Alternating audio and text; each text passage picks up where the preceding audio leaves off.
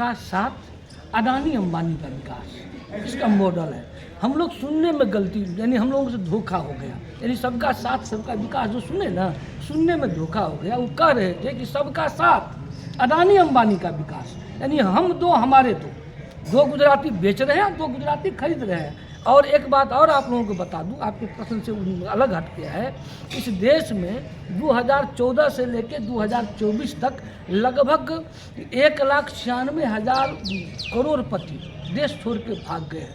उनमें एक विजय माल्या को छोड़ के तमाम बैंक को लूट के भागे हैं, तमाम गुजराती हैं। आप देख रहे हैं स्टार न्यूज़ मधुबनी। मैं मोहम्मद अजहर हुसैन। इस वक्त हमारी मौजूदगी कांग्रेस कार्यालय में है और यहाँ जो है हम बात करेंगे किसान जो है बॉर्डर पर जो है किस तरह जो है यहाँ जो प्रदर्शन कर रहे हैं, इनको लेकर हम बात करेंगे और जानने की कोशिश करेंगे जो आखिर जो है किसान की स्थिति ऐसी क्यों हुई। सबसे पहले परिचय दें। पवन कुमार यादव।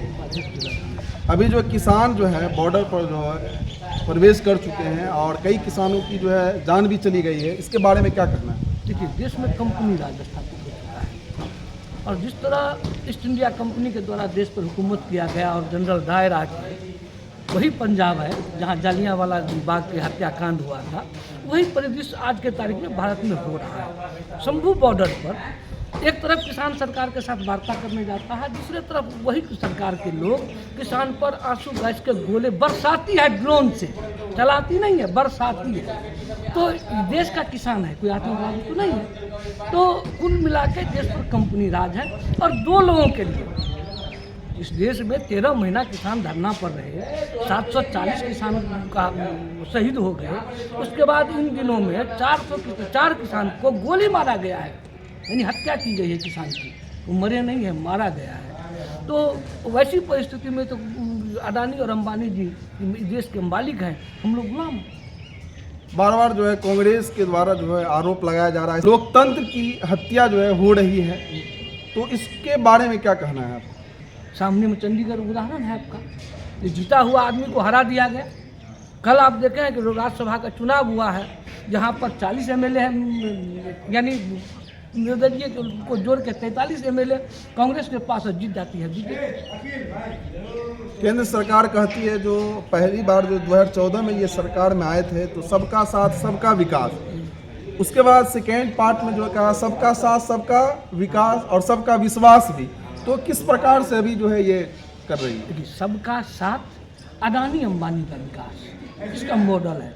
हम लोग सुनने में गलती यानी हम लोगों से धोखा हो गया, यानी सबका साथ सबका विकास जो सुने ना, सुनने में धोखा हो गया। वो कह रहे थे कि सबका साथ अडानी अंबानी का विकास, यानी हम दो हमारे दो गुजराती बेच रहे हैं, दो गुजराती खरीद रहे हैं। और एक बात और आप लोगों को बता दूं, आपके प्रश्न से अलग हट गया है।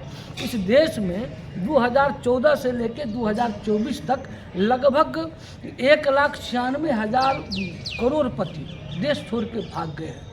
उनमें एक विजय माल्या को छोड़ के तमाम बैंक को लूट के भागे हैं, तमाम गुजराती हैं। बीजेपी बार बार आरोप लगाती है जो कांग्रेस जो है परिवारवाद की पार्टी है, यानी अपने परिवार के लिए ही सिर्फ है, इसके बारे में? अब मोदी जी को बेटा नहीं है तो हम बेटा पैदा करके दे दें? जिसके पास परिवार ही नहीं है तो वो कहाँ से परिवार को लाएंगे? और बीजेपी में जो परिवार वाले हैं वो उनका बेटा कहाँ है? अमित शाह का बेटा कहाँ है? अभी वो परिवारवाद नहीं है। प्रेम कुमार धूमल का बेटा केंद्रीय मंत्री है, वो परिवारवाद नहीं है। अमित शाह का बेटा तो BCCI का अध्यक्ष है।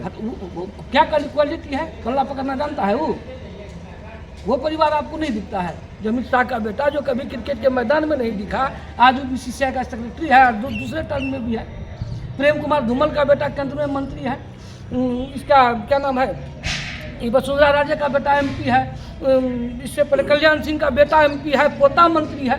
तो इसके परिवार में जो परिवार में जिसका बाल बच्चा है कर रहा है। राजनाथ सिंह का बेटा MLA है, अपने मंत्री है। तो परिवारवाद है कहाँ नहीं?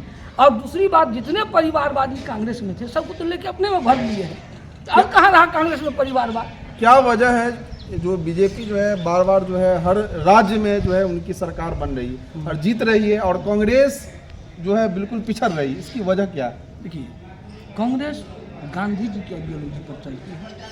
सत्य अहिंसा हमारा मूल मंत्र है, तो हम हमेशा गांधी जी को फॉलो करते हैं। और भाजपा सावरकर को फॉलो करते हैं, गोडसे को फॉलो करते हैं। तो वो लूट को लाने वाले हैं, तोड़ने वाले हैं, हम जोड़ने वाले हैं। इसलिए वो अभी जो समय आ गया है, जितने चोर उचक्के थे दूसरे दलों में सबको तोड़ के अपने में मिला लिए हैं। किसी को ईडी का डर दिखाता है, किसी को इनकम टैक्स का डर दिखाता है, किसी को सीबीआई का डर दिखाता है, तो उसको अपने में मिला लेता है। तो जो आदमी गलत है उसको डर जाता है, जो नहीं गलत है वो अड़ता है। तो जो अड़ गया वो बचा हुआ है। अभी जो कांग्रेस में है वो समझ लीजिए 100% ईमानदार है, 200% ईमानदार इसको चल सकते हैं। और जितने बेईमान थे अब देख रहे हैं कि भाजपा में चल गए हैं। एक तरफ प्रधानमंत्री जी कहते हैं एनसीपी को नेशनल करप्ट पार्टी, अगले दिन उसके नेता को मुख्यमंत्री बना देते हैं। तो इससे बड़ा मजाक क्या हो सकता है? देश की जनता अंधी भी है और बहरी भी है। तो इस तरह जो है कांग्रेस जो है ठिकरा फोड़ती है, जब हार जाती है तो कहता है जो ईवीएम का दोष बताती है, और जब जीतती है तो वहाँ पर कोई तरह का ऑब्जेक्शन नहीं लगाते हैं। इस तरह का आरोप है बीजेपी के द्वारा, इसको कैसे देखते हैं? देखिए, आप ही लोगों के माध्यम से हम लोगों ने जाना कि मध्य प्रदेश, राजस्थान, छत्तीसगढ़ और तेलंगाना, मिजोरम 5 राज्य में चुनाव हुआ। कई पत्रकार साथी कह रहे थे जो मध्य प्रदेश में अगर 1000 आदमी से हमने पूछा कि इस बार क्या होने वाला है, तो मुझे 800 लोग कह रहे थे कि सत्ता बदलेगी। नतीजा आपके सामने है। कोई चैनल नहीं दिखाया था कि उतना सीट आ जाएगा, नहीं प्री पोल सर्वेक्षण में आया था, नहीं पोस्ट पोल सर्वेक्षण में आया।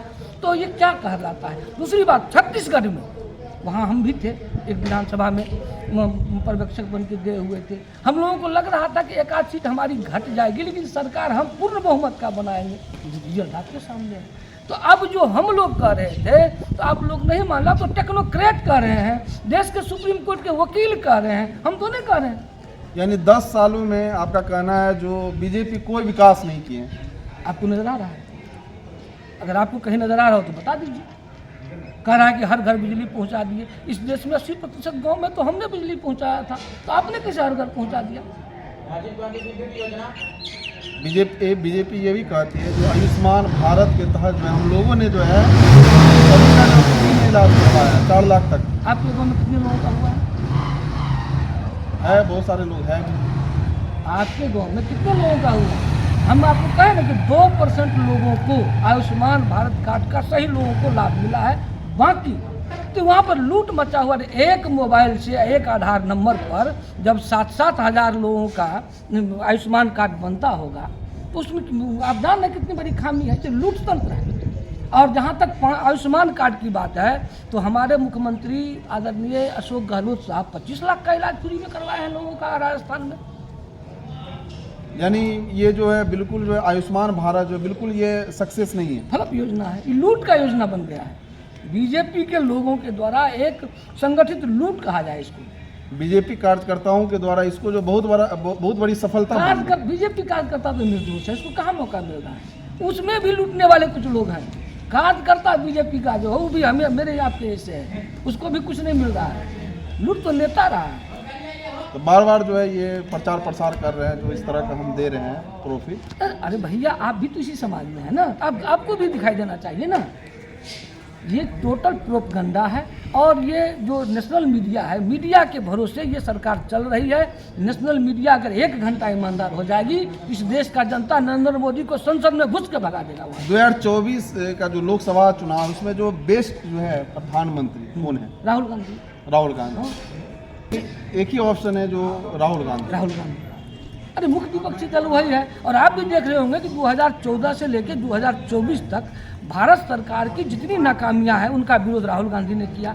2016 में जब नोटबंदी हुआ तो सबसे पहला व्यक्ति राहुल गांधी जी बोले कि देश की अर्थव्यवस्था खत्म हो जाएगी। आप देख रहे हैं, आपके सामने है। जब नोटबंदी के बाद जीएसटी लाए तो कहा कि व्यापारी खत्म हो जाएगा, आपके सामने है। जब कोरोना आया तो सबसे पहला व्यक्ति राहुल गांधी जी यहाँ कहा कि देश बर्बाद हो जाएगा। आपके सामने रिजल्ट है कि यहाँ पर गंगा नदी में लाशें आपको तैरती मिली थी। तो इससे बड़ा नेता और कौन है देश में, जो आपको पहले से आगाह करता रहा और आप उसको ध्यान नहीं दिए, उसको पप्पू कहते रहे आप। तो ये हमारे साथ बात कर रहे थे पवन कुमार, जो कि मधुबनी जिला उपाध्यक्ष है कांग्रेस के।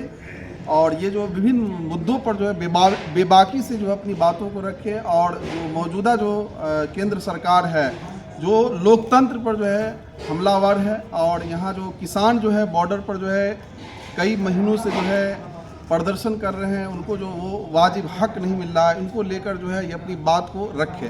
तो बाकी अपडेट के लिए आप बने रहें, देखते रहिए स्टार न्यूज़ मधुबनी।